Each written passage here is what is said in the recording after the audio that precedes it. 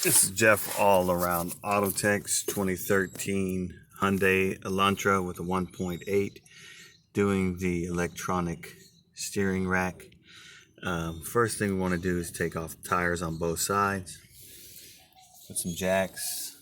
Don't put it in this area where the rack is, but put it somewhere else, the jack stands.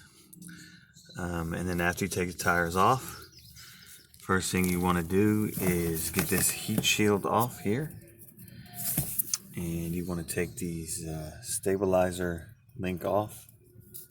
I usually replace these at the same time, and that way we can move the bar, the stabilizer bar, which is in here, out of the way of the rack.